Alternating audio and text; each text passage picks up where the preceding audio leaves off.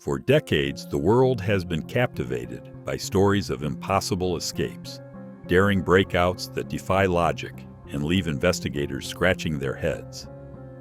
But what happens when reality becomes stranger than fiction? When prisoners pull off feats so extraordinary that they rewrite the rules of what we thought was possible? Today, we're diving into 5 mystery prison breaks that didn't just shock the world. They changed everything we believed about security, human ingenuity, and the lengths people will go to for freedom. These aren't your typical escaper talking about dissap stories.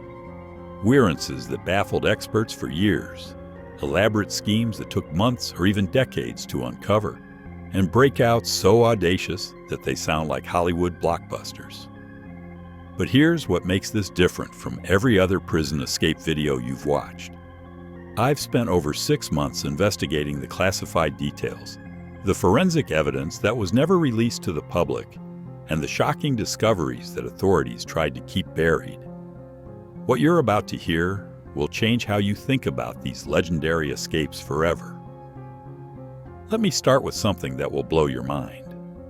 3 of these 5 cases were solved using technology that didn't exist when the escapes happened.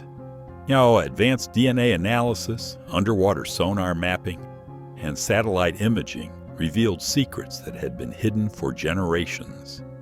And in one case, what investigators found was so disturbing that it took them 2 years to decide whether to release the information to the public. The first escape on our list begins in the mountains of Colorado at a maximum security facility that was supposed to be escape-proof.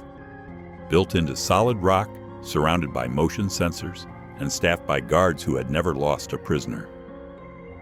Until October 15, 1978, when 3 inmates vanished without a trace during a blizzard that should have made escape impossible. Richard Kane was serving life for armed robbery.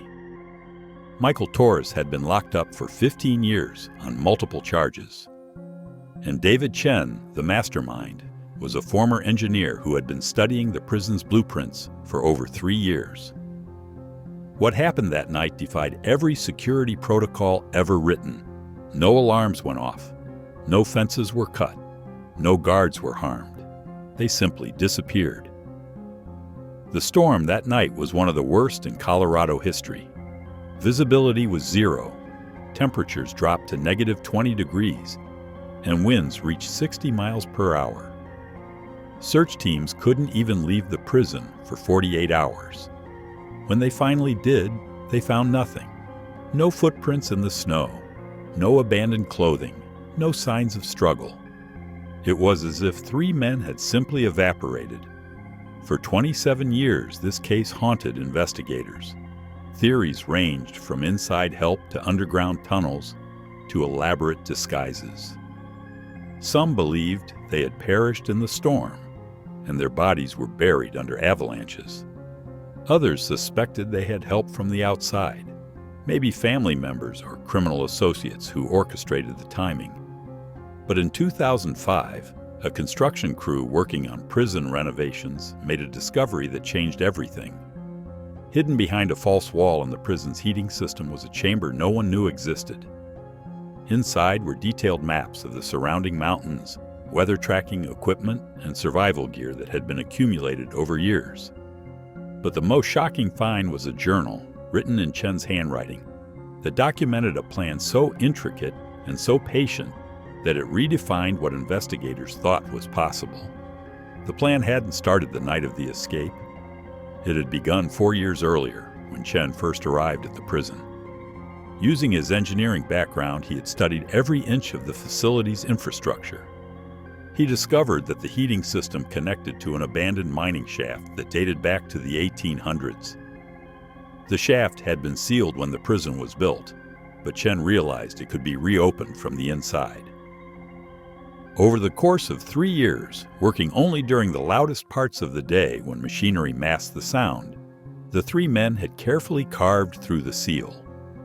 They timed their work with prison routines, meal schedules, and shift changes. They even studied weather patterns, waiting for the perfect storm that would provide cover and confuse any search efforts. The journal revealed that they hadn't escaped during the blizzard by accident. They had been waiting for exactly those conditions. While everyone assumed the storm made escape impossible, Chen had calculated that it provided the perfect cover.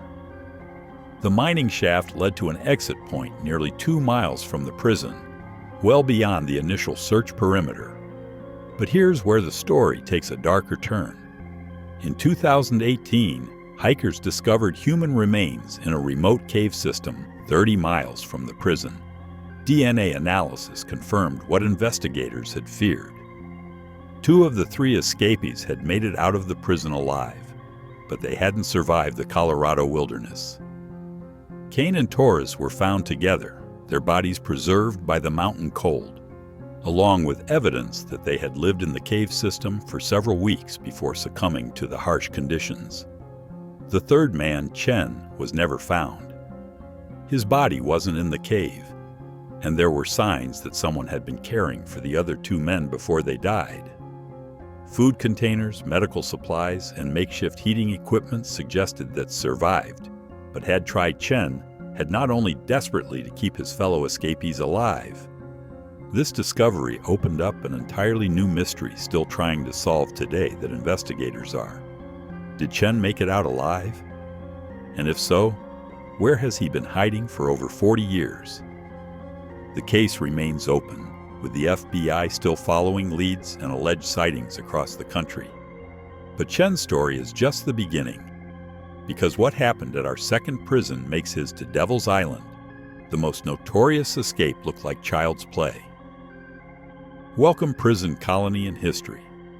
Located off the coast of French Guiana, this hellish outpost was designed to break men's spirits before their bodies gave out. Escape was considered impossible. The surrounding waters were infested with sharks, the currents were deadly, and the jungle beyond was filled with poisonous creatures and hostile tribes. Between 1852 and 1953, over 80,000 prisoners were sent there. Only a handful ever made it back to Francfort, 1934. Something unprecedented happened.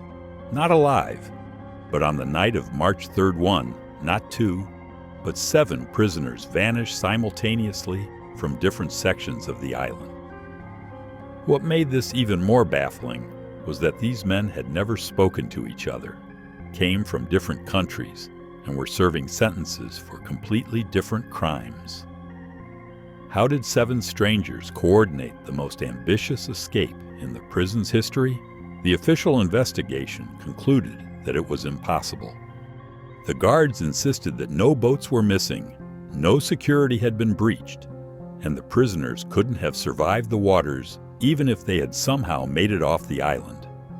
The case was quietly closed, and the families were told their loved ones had drowned attempting to escape.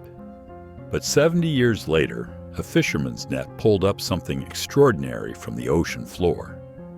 Wrapped in oilcloth and perfectly preserved was a metal container holding documents that revealed the truth behind the Devil's Island mystery.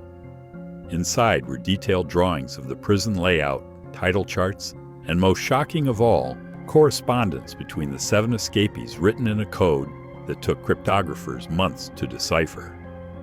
The letters revealed that the escape had been planned by an unlikely mastermind, a former ship captain named Auguste Moreau, who had been imprisoned for smuggling.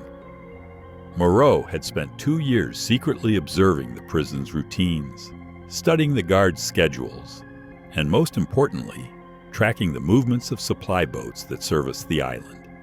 He had discovered a pattern that occurred only once every 6 months, when weather conditions and tidal changes created a narrow window of opportunity. But Moreau couldn't execute the plan alone. He needed help from prisoners in different sections of the island, men who could access various parts of the prison at specific times. Using a network of trustees and kitchen workers, he identified 6 other prisoners who possessed skills essential to the escape: a lock, a doctor, a foresmith, a boat builder, a navigator, and most crucially, a prisoner who worked in the Communications D's radio system. The coded letters show office and could disable the island, coordinating their role setting through hidden messages, sharing information, and that these men spent months communicating tools from stolen materials, gather without ever meeting face to face. They created supplies during their work details and established precise timing down to the minute. The escape itself was a masterpiece of coordination that would have impressed military strategists. If Chen survived that Colorado wilderness, if those 7 men from Devil's Island truly made it to freedom, then what we thought we knew about escape, about human determination, about the impossible, has been shattered forever. These weren't just prison breaks. They were testaments to the extraordinary lengths people will go when freedom is on the line.